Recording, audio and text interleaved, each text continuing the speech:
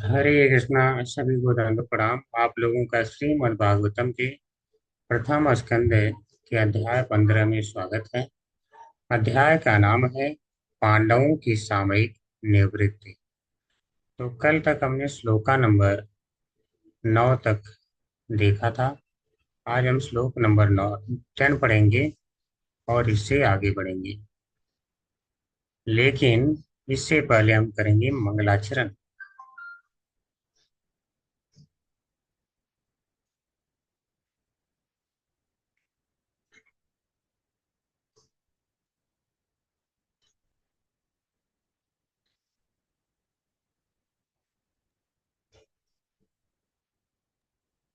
हरे कृष्णा प्रभु जी, सादर प्रणाम। हरे कृष्णा माता जी, दंड प्रणाम। हरे कृष्ण प्रभु जी। हरे हरे कृष्णा माता जी, दंड प्रणाम माता जी। ठीक है, मंगलाचरण करेंगे। नारायणं नमस्कृत्य नारायण नारायण नमस्कृत्य नमस्कृत्य नरं चैव नरोत्तमं नरं नरं चैव नरं चैव चैव नरोत्तमम् नरोत्तमं नरोत्तमम् देवीं सरस्वतीं व्यासं देवीं देवीं देवीं सरस्वती सरस्वतीं व्यासं व्यासं ततो जयमुदीरयेत्। ततो ततो ततो जयमुदीरये। जयमुदीरयेत्। नष्टप्रायेषु भद्रेषु नष्टप्रायेषु नष्टप्रायेषु भद्रेषु भद्रेषु भद्रेषु नित्यं भागवत सेवया नित्यं नित्यं नित्यं भागवत भागवत भागवत सेवया। सेवया। सेवया भगवते श्लोके भगवते भगवते उत्तमा उत्तमा श्लोके श्लोके भक्तिर्भवति नैष्ठिकी। भक्ति भगवती भक्तिर्भवति नैष्ठिकी। नैष्ठकी।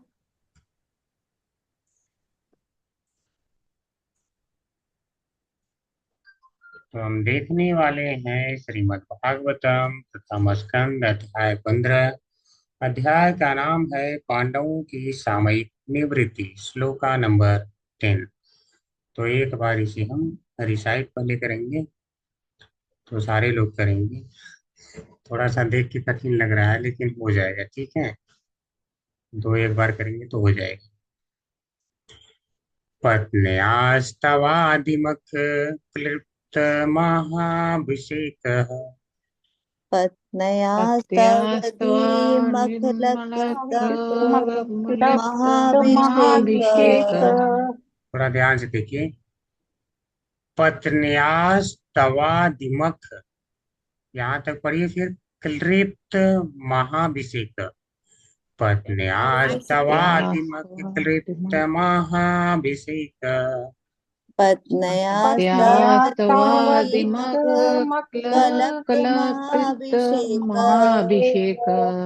श्लाघिष्ठचारुकवरं कितवैषभायाम् शलभिश्च फलादिश्च चारु चारु कवरं कवरं कितवै कितवै सभायाम्। सभायाम्। वैसभायाम्। अस्फुटं हस्पृष्टं विकीर्य पदयोः पतिताश्रुमुख्या स्पृष्टं पृष्ठं विकीर्य विक्रिय पदयो पदयो पतिताश्रुमुख्या। पतिताश्रुमुख्या। पतिताश्रुमुख्या। यत् यत् स्त्रियो कृतहतेषु विमुक्तकेशाः यत् यस्ता स्त्रियो न स्त्रियो कृत हत्वेषु कृतस्तेषा मुक्तकेशः। विमुच्य। पत्न्यास्तवाग्निमखक्लिप्तमहाभिषेक पत्न्या पत्यास्तस्वातिमख क्लिप्त स्वादिमक्खलिप्त महाभिषेक। महाभिषेक। श्लाघिष्ठचारुकवरं कितवैषभायाम् फलादिश्च चारु कवरं शलाघिश्चचारुकबरङ्कितेव कित्वै सभायाम्। सभायाम्। अस्फुटं विकीर्य पदयोः पतिताश्रुमुख्या पृष्ठं प्रस्तुतं विक्रीय विक्रिय पदयो पतिताश्रुमुख्या। पदयोपतिताश्रुमुख्यः। यस्तस्त्रियोर्कृतहतेषु विमुक्तकेशाः यत् यत् स्त्रियो यस्तत्स्त्रियः कृत अक्रियत हतेषु तेषु विमुक्तकेशः। विमुक्तकेशः। पत्न्यास्तवाग्निमखक्लिप्तमहाभिषेक पत्यास्तवादिमक् पत्न्यास्तवादिमक्खलिप्त रक्तमहाभिषेक। महाभिषेक। श्लाघिष्टचारुकवरं कितवै सभायाम् शलाघिष्टचारुकवरं जलाधीष्टचारुकवरं कित्वै कितव सभायाम् सभायाम् अस्पृष्टं विकीर्य पदयोः पतिताश्रुमुख्या प्रपृष्टं अस्पृष्टं विक्रिय विकर्य पदयो पदयो पतित पतिताश्रुमुख्या यस्तस्त्रियो कृतहतेष्विमुक्तकेशा यस्तस्त्रियो यस्तस्त्रियो कृत हतेष्विमुक्तकेशः मुक्तकेशा पत्न्याः पत्नी का तो आपकी अधिमत विशाल यज्ञोत्सव के समय क्लिप्त वस्त्राभूषित महाभिषेक अच्छी तरह पवित्र की गई। श्लाघिष्ट इस प्रकार महिमावान, चारु सुंदर, कबरम बालों की चोटी, हितवई दुष्टों के द्वारा, सभायाम सभा में, अस्पृष्टम पकड़े जाने पर, विकिर्य खोलकर, पदयोग पैरों पर, पति पतित अश्रुमुख्या आंखों में अश्रु भरकर चरणों में गिरी हुई का यह वह तत उनकी स्त्रिय पत्नियां आकृत हो गईं। हतेश पति विहीन विमुक्त केशा खुले हुए बाल, उन्होंने ही उन दोस्तों की पत्नियों के बाल खोल दिए जिन्होंने आपकी महारानी द्रौपदी की उस चोटी को खोलने का दुस्साहस किया था, जो महान राजसूय यज्ञ अनुष्ठान के अवसर पर सुंदर ढंग से सजाई तथा पवित्र की गई थी। उस समय वह अपनी आंखों में आंसू भरकर भगवान कृष्ण के चरणों पर गिर पड़ी थीं।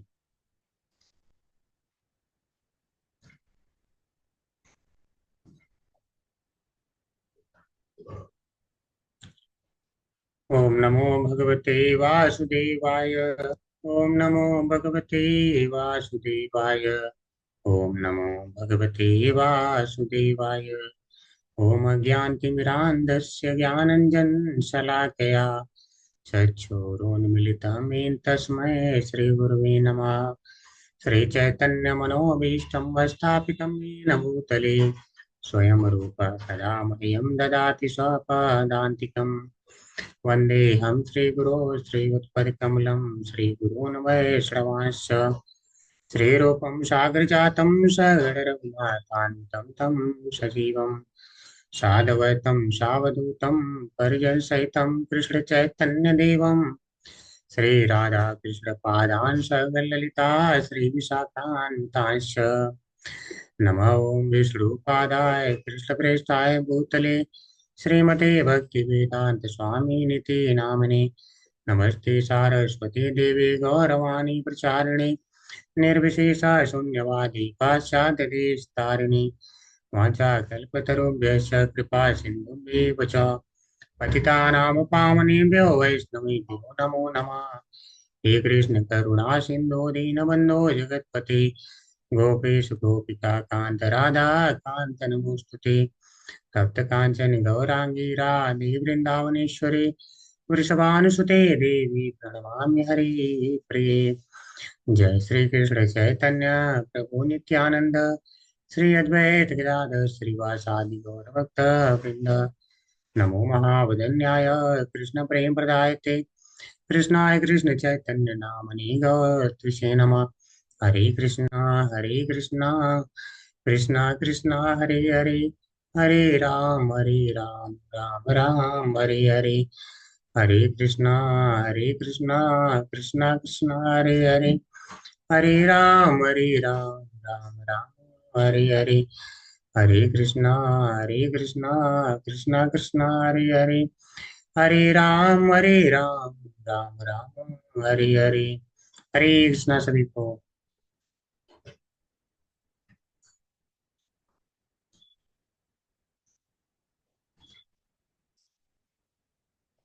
ठीक है, 12 और रिसाइट करेंगे इसे।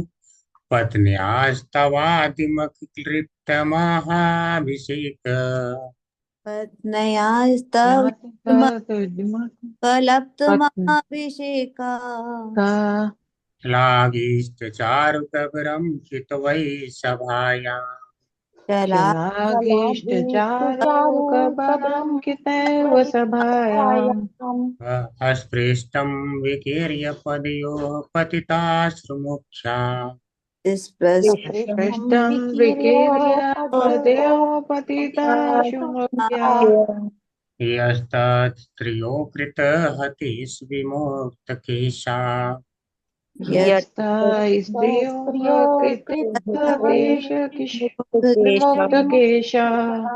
हरे कृष्णा। जिसको रिसाइट करना कर सकते हैं आप लोग।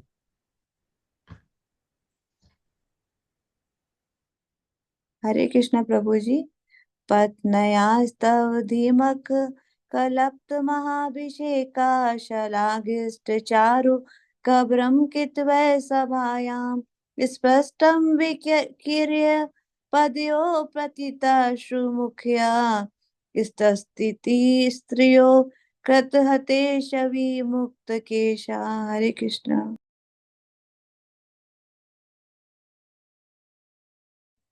हरे कृष्णा। धन प्रणाम प्रभु जी। पत्न्या स्तविधि मखकल्प महाभिषेक सलादिष्ट चारुकवरं कितवे सभायां स्पष्टं विकीर्य पदयो पतिताश्रुमुख्या यतत स्त्रियो कृत तेषा विमुक्तकेशा। हरे कृष्ण। हरे कृष्णा प्रभु जी।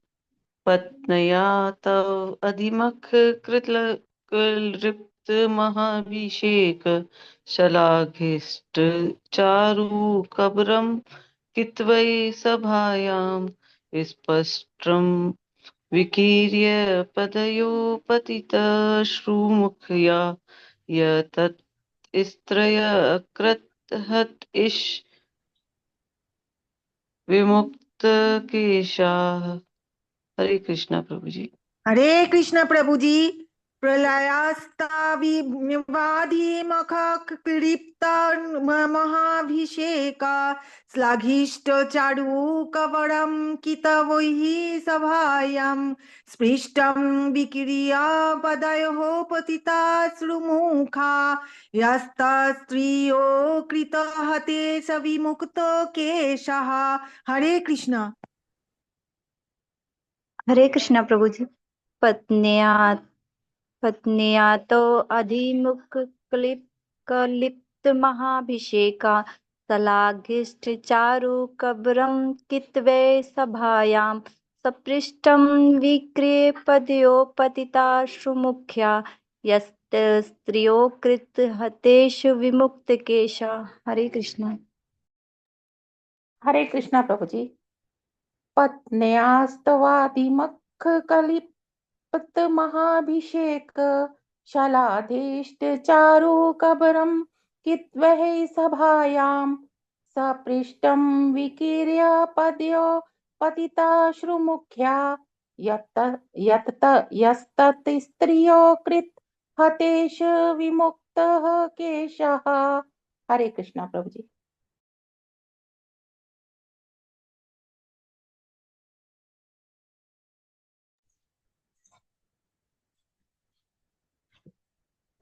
हरे कृष्णा सभी को। तो आप लोगों ने अच्छा रिसाइट किया है। थोड़ा सा टफ था, फिर भी कोशिश आपने बहुत अच्छा किया है। तो इसे हम देखते हैं। तो यहाँ पर अर्जुन, हम देख रहे हैं कि भिन्न भिन्न प्रकार से भगवान कृष्ण को याद कर रहे हैं और विलाप कर रहे हैं और बता रहे हैं कि देखिए भगवान कृष्ण ने हमारे लिए क्या क्या किया था। वह सारी घटनाओं को याद करके शोक संतप्त हो रहे हैं और कह रहे हैं उन्हीं के चले जाने के कारण आज मैं शोक से अभिभूत हूँ, या इन में अप्रतः तेज, जिसके कारण मेरा सारा तेज लगता है छीन लिया गया है, ऐसा मैं प्रतीत हो रहा हूँ। और तेज कैसा था?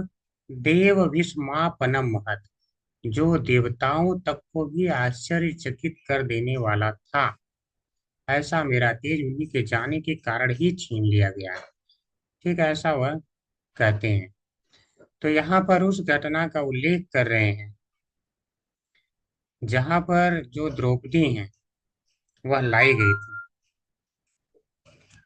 और द्रौपदी को सभा में लाया गया था। ये घटना थोड़ा तो आप भी जानते ही होंगे सभी लोग, कि जब जुए में युधिष्ठिर महाराज हार जाते हैं तो इनको दासी बना लिया जाता है, और दासी बना करके सभा में लाया जाता है।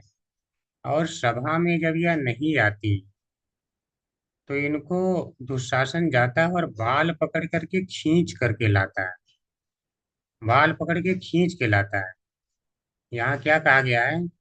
श्लाघिष्ट चारु कबरम,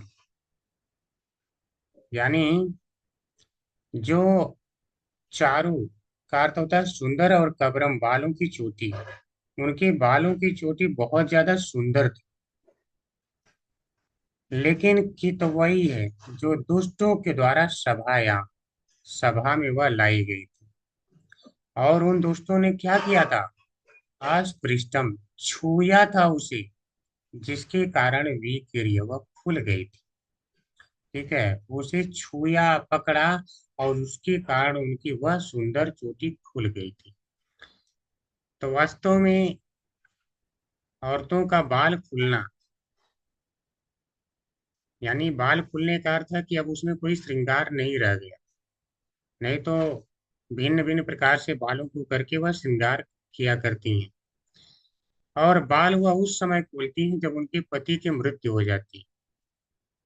ठीक है, और समाज देखता है, देखो बाल खुल गए, आज कोई श्रृंगार नहीं रह गया। तो उस समय जो है ऐसा करती हैं, लेकिन इनका बाल खोल दिया उन्होंने। और किसका बाल खोल दिया अगर सोचा जाए तो वह भगवान की परम भक्त हैं। तो भगवान के परम भक्त जाएंगे कहाँ पे फिर? किसके पास बचाव के लिए जाएंगे?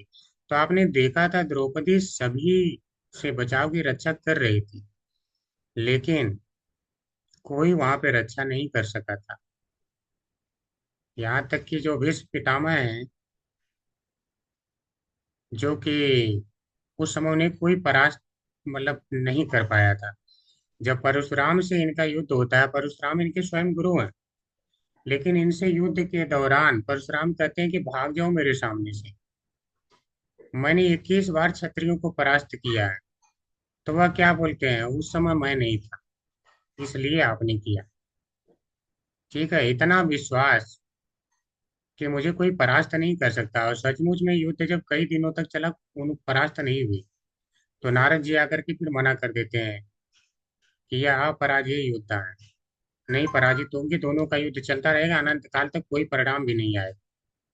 तो ऐसा युद्ध करना ही क्यों, और वो भी एक स्त्री के लिए। आप लोग लड़ रहे हैं दोनों लोग, तो उस युद्ध को वहीं पे विराम ले लेते हैं। तो जब कोई नहीं रक्षा किया था, तब उन्होंने क्या किया था? पदयो, यानी चरणों पर पतित अश्रु मुख्या, आंखों में आंसू भर करके उन भगवान श्री कृष्ण के चरणों पर गिर पड़ी थी। ठीक है, तो क्या गिर पड़ी थी तो भगवान ने उन्हें जो है, भगवान को अच्छा लगा जब उनके भक्त को कोई ऐसा करता है। तो वास्तव में सही कहिए तो भगवान ने उसी दिन उनकी आयु को हर लिया था। उसी दिन उस सभा में जितने बैठे थे और उन लोगों से जो भी संबंधित थे, उन लोगों की आयु उसी दिन भगवान ने हर लिया था। क्योंकि भगवान अपने प्रति किए गए अपराधों को क्षमा कर देते हैं, और भक्त के प्रति किए गए अपराध को कभी नहीं क्षमा करते। यह हमें नोट कर लेना चाहिए। यहाँ तक कि अर्जुन यह कह दिया कि मैं संन्यास ही ले लेता हूँ, भिक्षा मांग करके खा लूंगा, लेकिन भगवान नहीं माने। भगवान ने क्या है, जब विशाल रूप दिखाया तो यह भी कह दिया कि मया एव एते नियता पूर्वमेव, ये सारे मेरे द्वारा पहले ही मार दिए गए हैं। ठीक है, सारे पहले द्वारा मार दिए गए हैं। निमित्त मात्रम भव सब्यसाची, तो भगवान ये समझिए पहले मार ही दिए थे उनको। अगर अर्जुन युद्ध नहीं भी करता तो भी उनको मरना ही था, और भगवान ने सारे दुष्टों को कुरुक्षेत्र में एक जगह इकट्ठा कर लिया था, उनकी प्लानिंग थी कहाँ कहाँ जाएंगे दौड़ दौड़ के मारने के लिए। तो सारे दुष्टों को एक जगह लाना ही था। तो वह प्लानिंग के अंतर्गत था, युद्ध करे चाहे न करे। तो जो भगवान के भक्तों के प्रति अपराध करता है तो भगवान उसकी आयु छीन लेते हैं। वह यह मत सोचे कि मैं बच जाऊंगा। उसको लग सकता है कि मैं बच गया हूँ। दुर्योधन को लगा कि मैंने 13 साल तक आनंद पूर्वक जीवन बिताया, नहीं पता है कि 14वां साल आते ही जो है उसकी 13वीं बन जाएगी। यह नहीं पता था। तो भगवान के भक्तों के प्रति कभी भी अपराध नहीं करना चाहिए। तो भगवान ने उसी दिन कहा कि इनके तो पति अभी जिंदा हैं, फिर भी तुमने चोटी खोल दिया, लेकिन तुम सभी की पत्नियों की चोटी अवश्य खुलेगी, और वह सचमुच में तुम मरोगे, खुलेगी। ठीक है, चाहती कोई कह सकता है कि उनकी पत्नियों का क्या गलती। पत्नियों का गलती यही है कि अपने पतियों को कंट्रोल कर सकती है। यह आज अनुचित है तो अनुचित है। जो चीजें अनुचित हैं उसके लिए सारे विरोध कर सकते हैं, लेकिन किसी ने विरोध नहीं किया।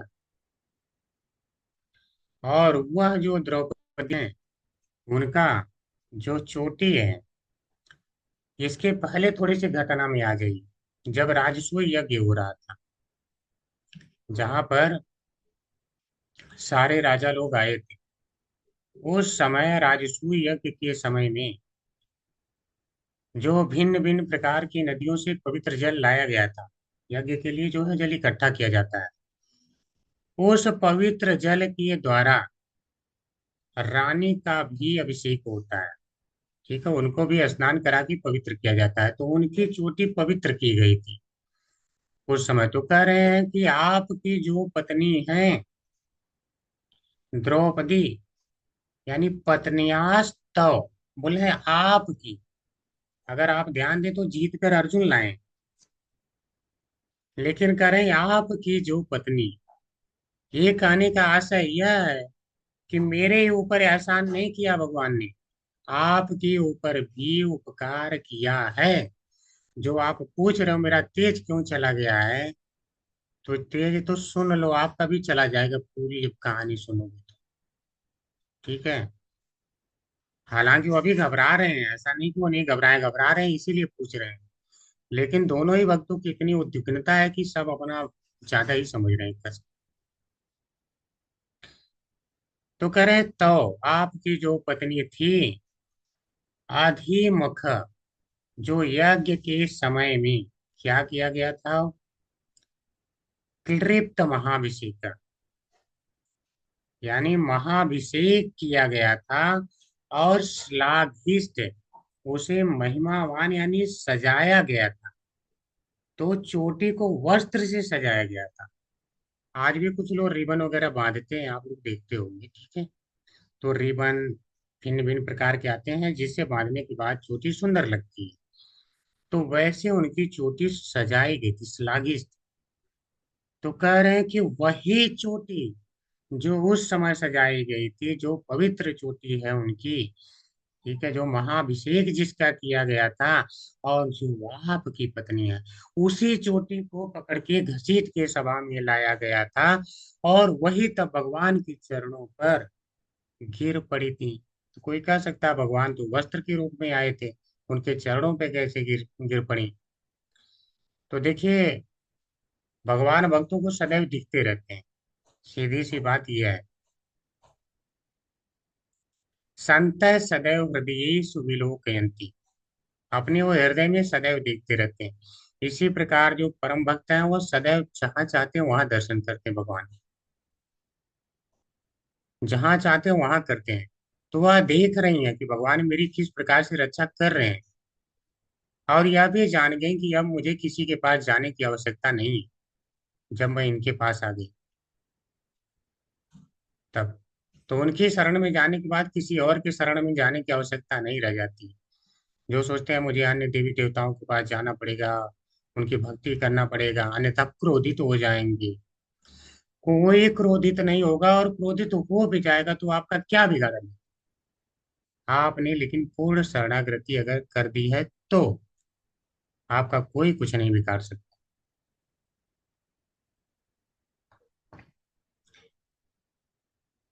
तो करें यत, यानी यह, तत् स्त्रियो, तत् स्त्रियो, यह वहां भगवान के लिए आया है, यानी वही भगवान तत् स्त्रियो, उनकी स्त्रियों को अकृत, क्या कर दिया, विमुक्त केसा, विमुक्त केसा, यानी उनके भी उन्होंने बाल खोल दिए। क्या आसानी से केवल बाल ही खोल दिया, भगवान जाके चोटी खोल रहे थे? तो कह रहे हैं नहीं। हाँ तेईस,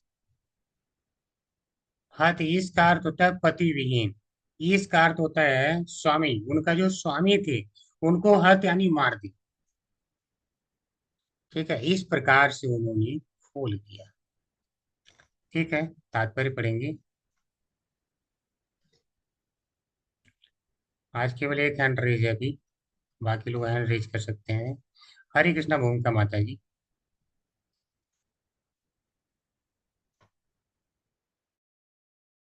हरे कृष्ण प्रभु जी, हरे कृष्ण, सभी को सादर प्रणाम। श्री प्रभुपाद जी की जय। तात्पर्य श्री प्रभुपाद जी द्वारा। रानी द्रौपदी की चोटी अत्यंत सुंदर थी, जिसे राष्ट्र यज्ञ के अवसर पर पवित्र किया गया था, किंतु जब वे दांव में हारी जा चुकी थी तो दुशासन ने उनके महिमा मंडित केशों को छूकर उनका अपमान किया था। वह द्रौपदी भगवान कृष्ण के चरण कमलों पर गिर पड़ी। अतः भगवान कृष्ण ने निश्चय किया कि वे कुरुक्षेत्र के युद्ध के फलस्वरूप दुशासन तथा उसके दल वालों की सारी पत्नियों के केश खुलवाकर रहेंगे। इस प्रकार कुरुक्षेत्र के युद्ध के पश्चात जब धृतराष्ट्र के सारे पुत्र तथा पौत्र मारे जा चुके थे, तो परिवार की सारी स्त्रियों को विधवाओं के रूप में केश खोलने पड़े। दूसरे शब्दों में दुशासन द्वारा भगवान के महान भक्त का अपमान किए जाने से ही कुरुवंश की सारी स्त्रियां विधवा हो गईं।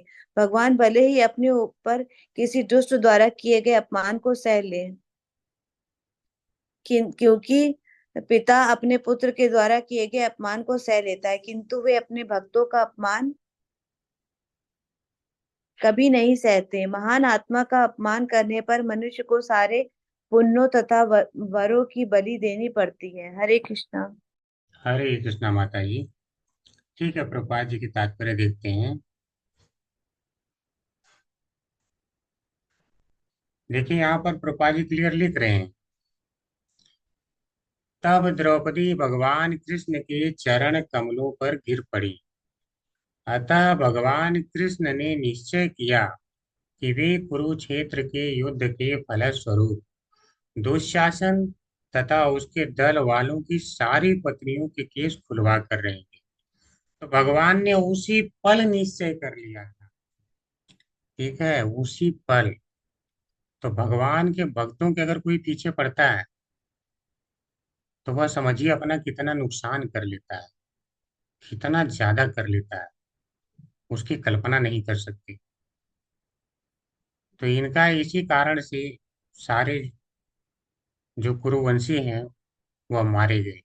तो यही कारण था, क्योंकि भगवान अपना अपमान सह लेते हैं लेकिन भक्त का कभी भी सहन नहीं करते हैं। तो यहाँ पर एक लाइन और बच गई है जो समझाना रह गया है।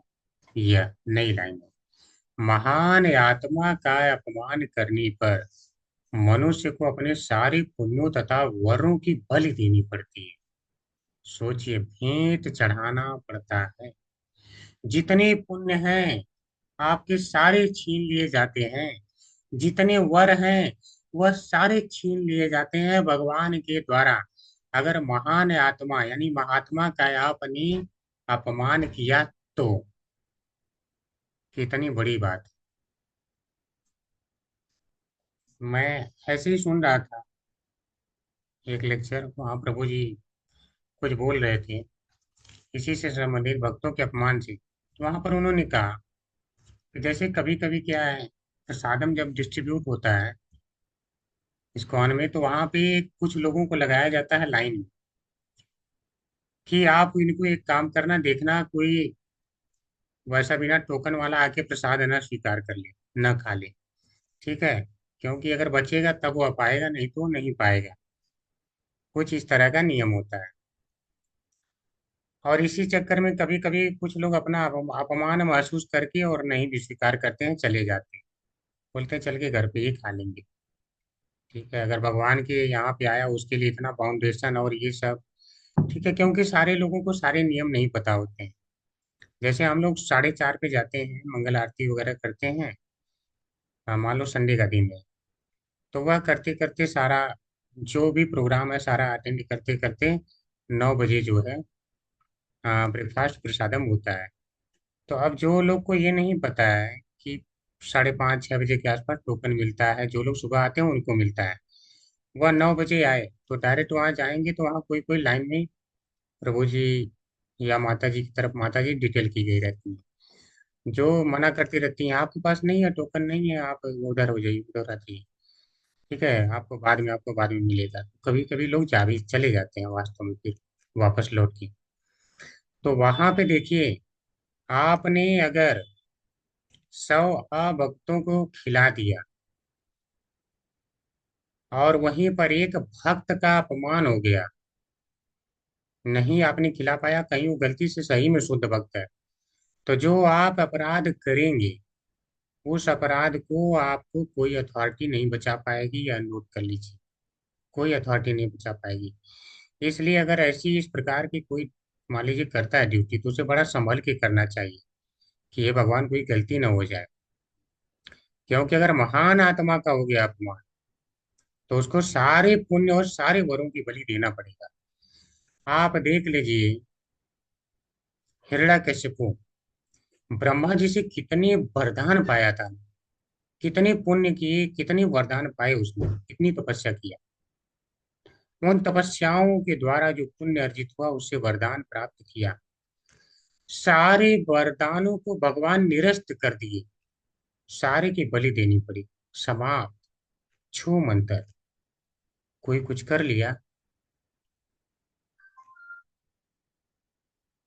रावण विभीषण को लात मारा था, सीधे लात मारा था, भगवान के भक्त को लात मारा था। उस समय तो वहां शांति से चले आए। भगवान के भक्तों की विशेषता है, तृणादपि सुनी चैन तरोरपि सहिष्णुना, आमानी ना मान देन कीर्तन यह सदा है। कि वो अपने आप को तिनके से भी तुच्छ समझते हैं, वृक्ष की तरह सहनशील होते हैं, दूसरों को तो मान देते हैं, खुद के लिए मान की इच्छा नहीं करते हैं। तो कुछ लोग उनकी कमजोरी समझ लेते हैं, लेकिन भगवान ऐसे लोगों को नहीं छोड़ते। ठीक है, उसके जितने वरदान थे शंकर जी के द्वारा स्वयं दिया गया चंद्रहास खड़ग था, क्या कर लिया वो, शंकर जी के महान भक्तों में गिनती होती थी। सारे पुण्य सारे वर को भगवान छीन लेते हैं। इसलिए भक्तों के प्रति जो अपराध है उससे सदैव बचना चाहिए, भक्तों की निंदा इत्यादि कभी नहीं करनी चाहिए। तो 10 नाम जो अपराध हैं उनमें से पहला ही है महाभागवतों की निंदा नहीं करनी चाहिए। तो यह जो है अपराध होने के बाद कोई बचा नहीं पाता है, पद्म पुराण में लिखा है। और भक्ति रसामृत सिंधु में श्रील रूप गोस्वामी इसका उल्लेख भी करते हैं। ठीक है, हम आगे चलेंगे,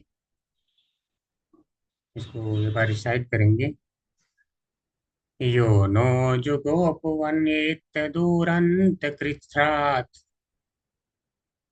यो नो यो नो जुगोपन्यत्यादुरस्तचिच्छा जुगोपनयेत्य दुरन्तकिच्छाद् दूर्वास सूर्यरचितातीताग्रभुक्त्या दुर्वासुर्यचितादम्यताग्रभृङ्गुयः शाकान् शिष्टम् उपयुज्य यतस्त्रिलोकीम् शाकानिष्टमुपयुज्य यतस्त्रिलोकीम् तृप्ताम् मस्तसलिले विनिमग्नसङ्गः तृप्तात्मानस्तसलिले विनिमग्नसङ्गः।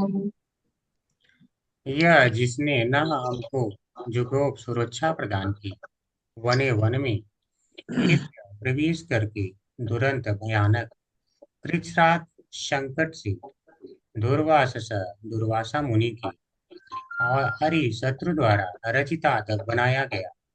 आयुत 10,000 अग्रभुक पहले खाने वाला यह वह व्यक्ति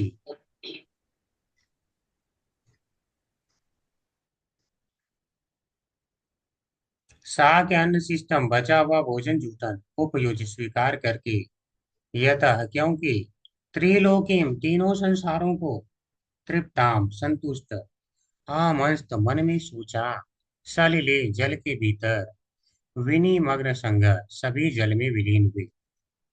हमारे वनवास के समय 10,000 शिष्यों के साथ भोजन करने वाले दुर्वासा मुनि ने हमें भयावह संकट में डालने के लिए हमारे शत्रुओं के साथ मिलकर चाल चली। उस समय उन्होंने यानी कृष्ण ने केवल जूठन ग्रहण करके हमें बचाया था। इस तरह उनके भोजन ग्रहण करने से नदी में स्नान करती हुई मुनि मंडली ने अनुभव किया कि वह भोजन से पूर्ण रूप से संतुष्ट हो गई और तीनों लोक भी संतुष्ट हो गए।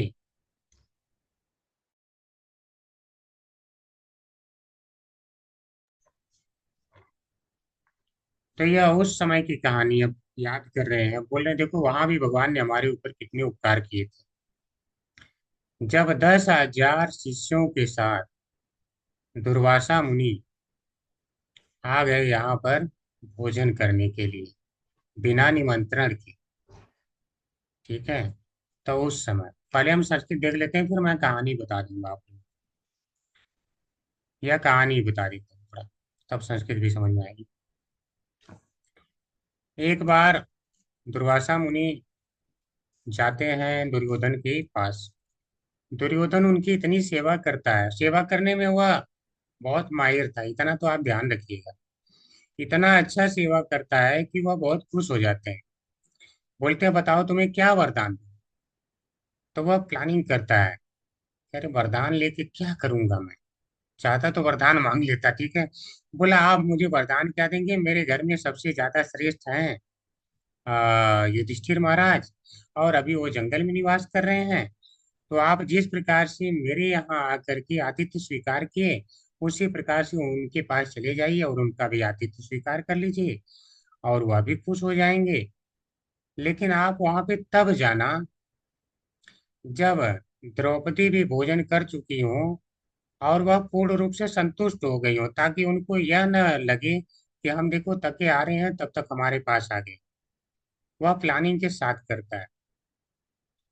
और आपको थोड़ा सा मैं इंट्रोडक्शन दे दूं। सूर्य देव ने इनको एक द्रौपदी को अक्षय पात्र दिया था। जब तक यह खाना नहीं खाई है तब तक उसमें भोजन जो है वह कितने लोगों को भी खिला सकती थी। और जब खाना खा लेंगी और उसके पास उसमें वह किसी को नहीं खिला सकती, वह सारा का सारा भोजन समाप्त हो जाता है। तो उसने प्लानिंग यह करा था, दुर्वासा ऋषि समझ नहीं पाए और वहां पर चले आए। तो जब चले आए तो उसके बाद कहानी क्या हुआ उसको हम आगे देखेंगे, पहले संस्कृत थोड़ा देखते हैं। तो कर यो नो जुगोपवनी तत दुरंत कृच्छ्रात। तो उस समय भगवान उनकी रक्षा की थी। करे यो यानी यह जिसने न हमको जुगोप सुरक्षा प्रदान की थी, कहाँ पे, तो वन में। कैसे, तो ये प्रवेश करके। वास्तव में वहां पे वो भगवान कृष्ण थे नहीं उस समय जब यह घटना घटी। तो द्रौपदी ने इनको याद किया कि भगवान हमारी रक्षा कीजिए किसी प्रकार से, और भगवान वहां पे प्रकट हो गए, ठीक है, और वो उन्होंने रक्षा किया था। करे प्रवेश करके, तो छोटे मोटे संकट से नहीं रक्षा किया था, करें दुरंत कृच्छ्रात। यानी कृच्छ्रात यानी संकट था, दुरंत जो बहुत भयानक संकट था उससे रक्षा किया था। तो सबसे बड़े संकट कौन थे? दुर्वाससो, दुर्वासा मुनि ही बहुत बड़े संकट। तो संकट कैसे बने? क्वारे अरे रचितात यानी शत्रुओं के द्वारा जो रचा गया था हमारे लिए चाल, उसके द्वारा हमारे लिए वह संकट बन गए। अग्रभूत यह, तो क्या करने आए थे? खाने आए थे। कैसे खाते थे? अग्रभूख, सबसे पहले ये खाते थे फिर इनके 10,000 शिष्य खाते थे। तो कह रहे हैं उनमें अग्रभूख है, ये सबसे पहले खाने वालों में है। तो उस समय भगवान ने हमारी रक्षा कैसे की है? तो करें शाकान सिस्टम उपयुज्य। शाक अन्न सिस्टम, यानी शाक रूपी जो वहां पे भोजन थोड़ा सा बचा हुआ था, उसे उन्होंने खा लिया। ठीक है, तो उससे क्या हो गया? यत त्रिलोकीम तृप्ता, जिसके कारण सारे ही तीनों लोग तृप्त महसूस किए अपने आप को, यानी तृप्त हो गए। और कौन तृप्त हो गया? सलिले, यानी जल में विनिमग्न समझा। अपने 10,000 शिष्यों के साथ जो वह भी जल में विलीन हुए थे, नहा रहे थे, वह भी वहां पर तृप्त हो गए। तो वास्तव में पहले युधिष्ठिर महाराज घबरा जाते हैं और बोलते हैं कि आप एक काम करिए कि जाइए और तब तक दोपहर के जितने कृत्य होते हैं मध्याह्न का, वह सारा धार्मिक कृत्य करके आइए, तब तक मैं भोजन तैयार करवा देता हूँ। ठीक है, तो इसीलिए वह नहाने गए थे।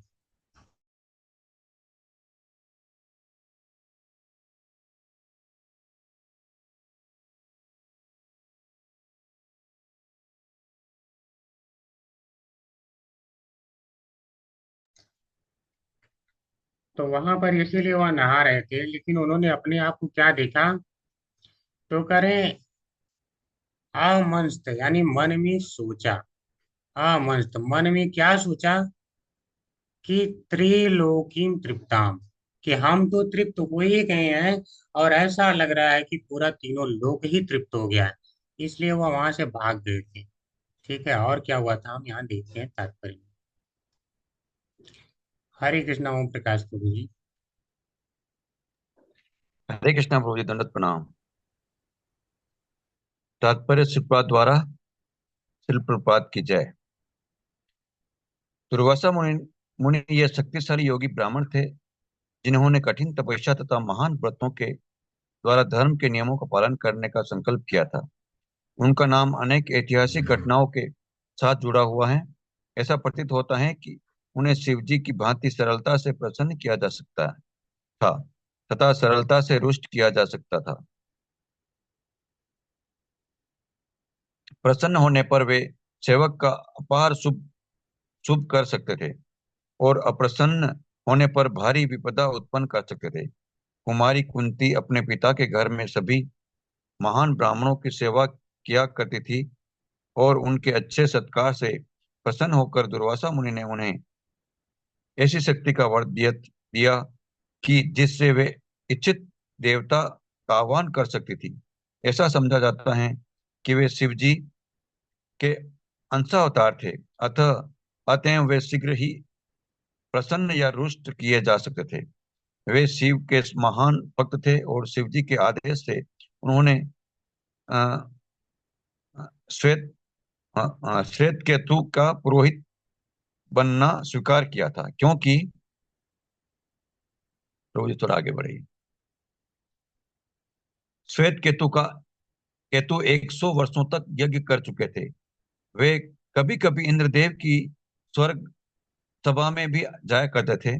वे अपनी महान योग शक्ति के बल से बाह्य बाह्य अवकाश में यात्रा कर सकते थे और ऐसा समझा जाता है कि उन्होंने बाह्य अवकाश में बहुत दूरी तक भौतिक आकाश से भी परे वैकुंठ के ग्रहों तक यात्रा की थी।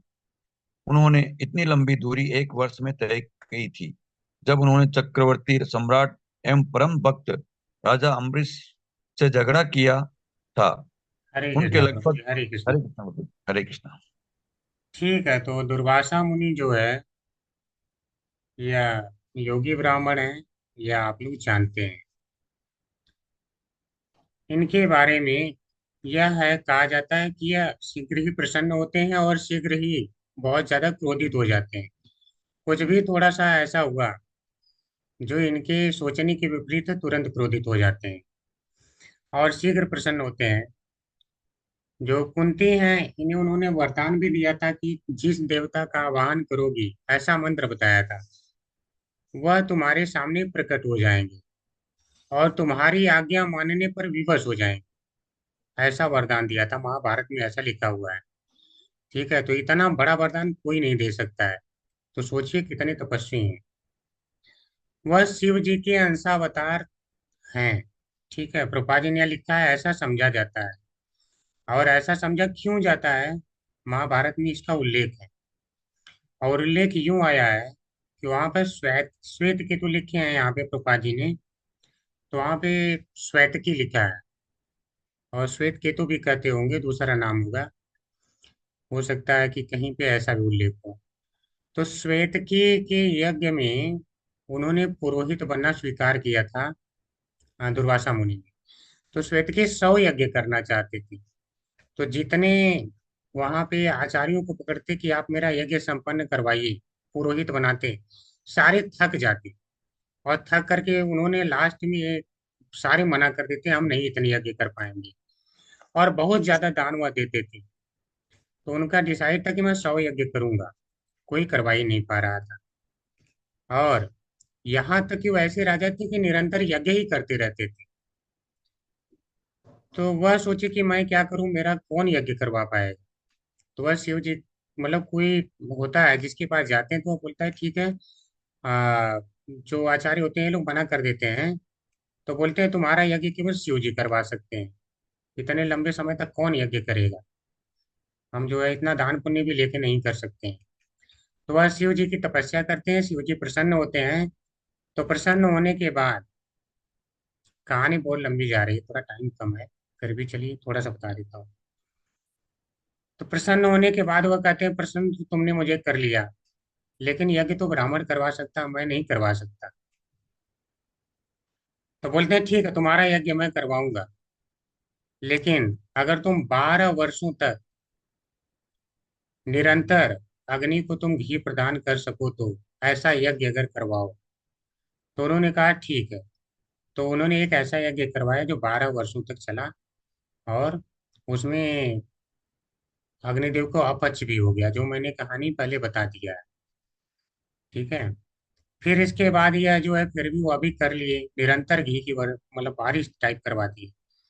उसके बाद जब आए तो शंकर जी बोले आपने तो कर लिया, लेकिन बात वही है कि ब्राह्मण ही आगे करवा सकता है। तो बोले मेरे अंश से दुर्वासा मुनि उत्पन्न हुए हैं, वह जो है यह करवाएंगे। तो दुर्वासा मुनि को वही बोलते हैं कि जाइए आप करवाइए। तो दुर्वासा मुनि में इतनी शक्ति थी, स्वर्ग में चले जाते थे, वैकुंठों तक चले जाते थे। और वैकुंठ तक उस समय गए थे जब अम्बरीश महाराज से उन्होंने झगड़ा किया था।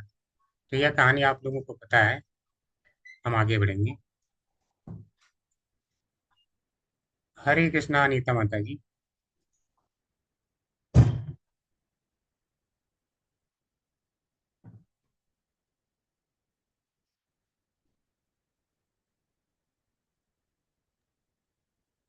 प्रभु जी आवाज नहीं आ रही है। हरे कृष्णा अनीता माता जी, पढ़ेंगी माता जी? पढ़े प्रभु जी। जी जी। फिर प्रपात की जय उनके यहाँ से पढ़ना है प्रभु जी ना। उनके जी लगभग 10,000 शिष्य थे, और वे जहाँ कहाँ ही जाते तथा जिन क्षत्रिय राजाओं के अतिथि के बनते, वही अपने बहुत से शिष्यों के साथ ले जाते। एक बार वे महाराज युधिष्ठिर के शत्रु चचेरे भाई दुर्योधन कर गए। दुर्योधन इतना तो बुद्धिमान था कि वो समझे कि ब्राह्मण को सब प्रकार से संतुष्ट करना चाहिए, और ऐसा करने पर इस महर्षि ने दुर्योधन को कुछ वरदान देना चाहा। दुर्योधन इनकी योग शक्ति से परिचित था, और उसे यह और उस, एक मिनट, और उसे यह भी पता था कि योगी ब्राह्मण अन्य प्रसन्न अत्यंत प्रसन्न होने पर किस प्रकार बवंडर खड़ा कर सकते हैं। अतः अतः उसने इसी चाल सोची कि वह ब्राह्मण अपना क्रोध उनके ऊपर पांडवों पर उतारे। जब ऋषि ने दुर्योधन कुछ वर देना चाहा, तो उसने इच्छा व्यक्त किया, अच्छा हो यदि श्रीमान उनके अग्रज तथा प्रमुख युधिष्ठिर के घर जाएं। लेकिन उसने की विनती की कि वे वहां पहुंचे जब युधिष्ठिर अपनी महारानी द्रौपदी के साथ भोजन कर चुके हों। दुर्योधन जानता था कि द्रौपदी के साथ भोजन करने के बाद बाद महाराज युधिष्ठिर अब इतने सारे ब्राह्मणों अतिथियों को भोजन नहीं दे पाएंगे, और तब ऋषि होकर क्रुद्ध होकर महाराज युधिष्ठिर को लिए संकट उत्पन्न कर देंगे। यह भी दुर्योधन को योजना था। दुर्योधन मुनि ने उसके प्रस्ताव दुर्वासा मुनि ने उसके प्रस्ताव को मान लिया और दुर्योधन की योजना के अनुसार ही वनवासी राजा के यहाँ उस समय पहुंचे जब राजा द्रौपदी भोजन कर चुके थे। हरे कृष्ण हरे प्रभु जी। कृष्णा माता जी, हरे कृष्णा। तो यहाँ पर हम देखते हैं कि उसका मुख्य प्लानिंग यह था कि उनके लिए संकट युधिष्ठिर महाराज के लिए खड़ा हो जाए। मुख्य प्लानिंग उनका यही था। तो इस प्लानिंग के तहत ही भेजा था, ऐसा नहीं कि वो उनका कल्याण चाहता था। ठीक है, तो इसको हम लोग डिस्कस कर चुके हैं, आगे बढ़ेंगे। हरे कृष्णा भूमिका माता जी। हरे कृष्ण प्रभु जी। महाराज युधिष्ठिर के द्वार पर पहुंचते ही दुर्वासा ऋषि का स्वागत किया गया और राजा ने उनसे प्रार्थना की कि वे दोपहर का धार्मिक कृत नदी के किनारे संपन्न करें, क्योंकि तब तक भोजन तैयार हो जाएगा। दुर्वासा अपने अनेक शिष्यों सहित इस नदी में स्नान करने गए और महाराज युधिष्ठिर इन अतिथियों के कारण बहुत चिंता करने लगे।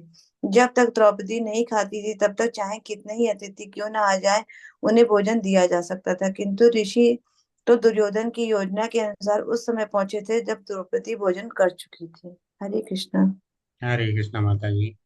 तो ठीक है, तो योजना वही था कि जब वह भोजन कर चुके तब पहुंचना है। ये भी कहानी मैंने बता दिया है। आगे पढ़िए, नया पॉइंट आएगा तो आगे बताएंगे। आगे जी पढ़ो। जी जी प्लीज। जब भक्तगण कठिनाई में होते हैं तब उन्हें ध्यान मग्न होकर भगवान का स्मरण करने का अवसर प्राप्त होता है। अतएव द्रौपदी उस समय विषम स्थिति में भगवान कृष्ण का स्मरण कर रही थी और सर्वव्यापी भगवान तुरंत अपने भक्तों की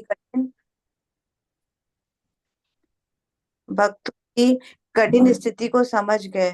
अतः वे वहां पर उपस्थित हुए और द्रौपदी से कहा कि जितना भी भोजन बचा हो उसे वे ले आए। भगवान की बात सुनकर द्रौपदी अत्यंत खिन्न हुई, क्योंकि भोजन तो था ही नहीं और भगवान भोजन मांग रहे थे। उन्होंने भगवान से कहा कि यदि वो खा न चुकी होती तो सूर्य द्वारा प्रदत्त रहस्यमय थाली से वे कितना ही भोजन दे सकती थी, किंतु उस दिन वे भोजन कर चुकी थी। अतः अब संकट उपस्थित था। वे अपनी कठिनाइयां बताकर कृष्ण के समक्ष रोने लगी, जैसा कि ऐसे अवसरों पर स्त्रियां करती हैं। किंतु भगवान ने द्रौपदी से रसोई का पात्र लाने को कहा, जिससे वे देख सके कि उनमें कहीं भोजन का कोई कण लगा तो नहीं रह गया।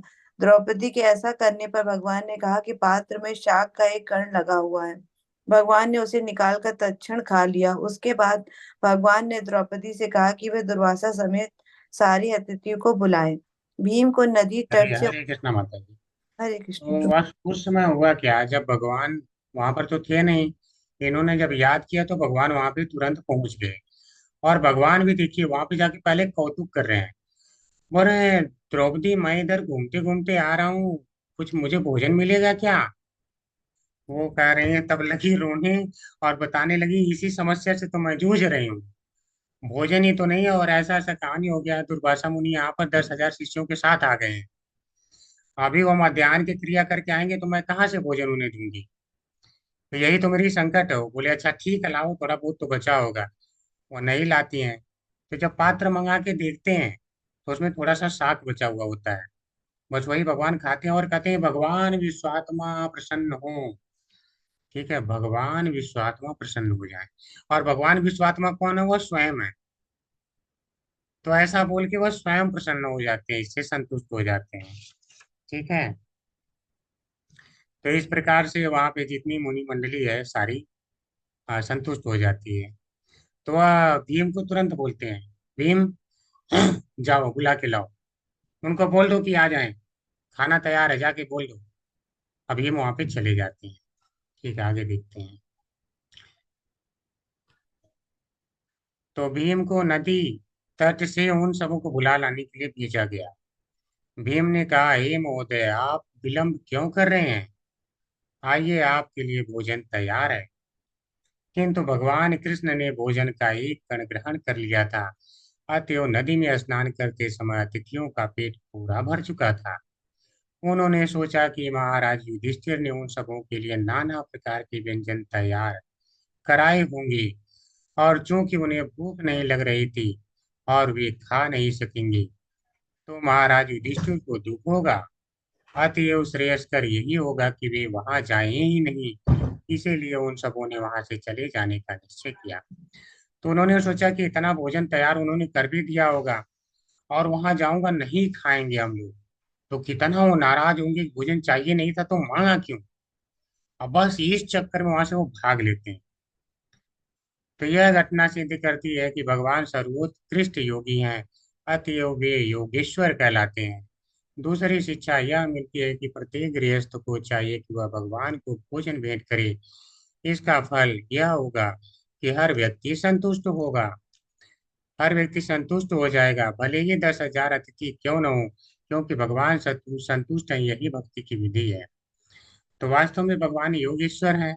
अगर वह संतुष्ट हो गए तो सारे योगी संतुष्ट हो जाएंगे। तो जितने ऋषि मुनि थे सारे ही संतुष्ट हुए, यहाँ तक कि प्रत्येक जीव भी संतुष्ट हो गए। भगवान विश्व आत्मा है, ठीक है, पूरे विश्व की आत्मा है। तो भगवान तृप्त तो विश्व की सारी आत्माएं तृप्त हो जाती हैं। इसीलिए उन्होंने कहा भगवान विश्वात्मा प्रसन्न हो जाए। तो इस प्रकार सारे प्रसन्न हो गए। तो यही विधि है कि भगवान को प्रसन्न किया जाए और स्वतः ही सारे लोग प्रसन्न हो जाएंगे। हरे कृष्णा, सभी को दंडवत प्रणाम। आज हम यहीं पर हम विराम लेंगे। अगर किसी का कोई प्रश्न है तो कर सकते हैं।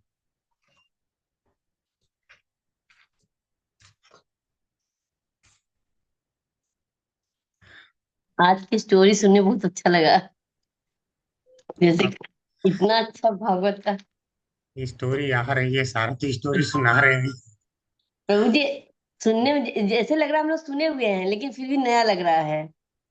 यही है भागवत का, यही तो है। जब जब सुनो तब तो नया लगता है, नित्य नवीन बना रहता है। जी ये प्रभु जी। ठीक है, ठीक है। किसी कोई नहीं प्रश्न तो प्रभु जी हरे कृष्ण। हरे कृष्णा माता जी। प्रभु जी एक यहाँ से तो नहीं है, कलश से एक प्रश्न है। जी। जैसे हम लोग जानते हैं प्रभु जी कि शंकर भगवान जो है उनके परिवार में सभी उनके बच्चे जो है कार्तिकेय, गणेश, जो भी है सबकी पूजा की जाती है। पर विष्णु तत्व में जो भी जैसे कृष्ण भगवान के जो बेटे थे उन लोगों की पूजा क्यों नहीं होती है प्रभु जी? कृष्ण भगवान के कौन है पुत्र? जैसे उनके जैसे शंकर भगवान और उनके जितने भी परिवार हैं, पार्वती माता, गणेश भगवान, कार्तिकेय, सबकी पूजा होती है। जी। तो बेसिकली विष्णु भगवान की जितने भी परिवार, जितने भी अवतारों में हम लोग देखते हैं, तो उसमें उनकी पूजा कहीं भी नहीं होती है। तो ये प्रभु जी थोड़ा जानना है मुझे। सारे अवतार तो इनके जो मुख्य मुख्य हैं सारे पूजे जा रहे हैं। श्री राम जी हैं अवतार, उनकी आप पूजा कर ही रहे हैं, ठीक है। बाकी नरसिंह जी की आप डेली ही पूजा करती हैं। तो इस प्रकार से इनके जो अवतार हैं तो आप उनकी भी पूजा कर रहे हैं। तो यहाँ पे क्या है कि जो भगवान के भक्त हैं, विशेषकर जो प्योर वैष्णव है, वह भगवान की वास्तविकता जानते हैं कि भगवान भिन्न भिन्न अवतार लिए हैं भिन्न भिन्न कार्यों से, और वह भिन्न भिन्न रोल जैसे है। तो वह रोल को न पूछ के भगवान को मुख्य रूप में उनकी पूजा करते हैं। जैसे मान लीजिए कभी आपने शिवाजी का रोल कर दिया, कभी आपने महाराणा प्रताप का रोल कर दिया, कभी आपने चंद्रगुप्त मौर्य का रोल कर दिया। तो जिसको वास्तव में पता होगा सब कुछ घटना कि अरे नहीं, रोल ये कर रही हैं, वो वहां पे जो थे उनके केवल एक रोल मात्र है, वास्तविकता तो ये है, ठीक है। तो वह वास्तविक जो स्वरूप है उन्हीं की पूजा करेंगे। वह अवतारों के पीछे क्यों भागेंगे माता जी, यही है। और बाकी जो शिव के पुत्र इत्यादि हैं वो उनके अवतार नहीं है। वह जो है उनके पुत्र हैं, वह उनकी पत्नी है, सारे अलग हैं। इनके अवतार इनसे अलग नहीं होते हैं। इसीलिए इनके जो अवतार हैं वह जो प्रकाश इनके कहलाते हैं, यानी वह स्वयं प्रकाश कहलाते हैं। बिल्कुल वो उनके अंदर सेम शक्तियां होती हैं। तो इसलिए लोग अवतारों के पास न जाकर के डायरेक्ट इन्हीं के पास आते हैं, क्योंकि इनमें और अवतारों में कोई अंतर नहीं होता। वहाँ अंतर है, गणेश जी की पूजा का अलग फल है, पार्वती जी की पूजा का अलग फल है, शंकर जी की पूजा का अलग फल है। वहाँ सारे फलों के लिए जाते हैं, लेकिन भगवान कृष्ण के पास कोई फल के लिए नहीं जाता है। बस उनकी सेवा करने में आनंद आता है, इसलिए लोग जाते हैं। ठीक है माता जी। जी प्रभु। हरे कृष्ण माता जी। जी प्रभु। ठीक है, और किसी का कोई प्रश्न? ठीक है, प्रश्न नहीं है तो आज हम चलेंगे। वाञ्छाकल्पतरुभ्यश्च कृपा सिन्धुभ्येव च पतितानां पावनेभ्यो वैष्णवेभ्यो नमो नमः। अनंत कोटि वैष्णव वृंद की जय, जय। प्रभुपाद की जय जय दासदेव की जय, जय श्री वैष्णव आचार्यों की जय। जय। जय। श्री कृष्णा, सभी को दंडवत प्रणाम। हरे कृष्णा प्रभु जी, प्रभु जी, सादर दंडवत प्रणाम। प्रणाम। धन्यवाद प्रभु जी।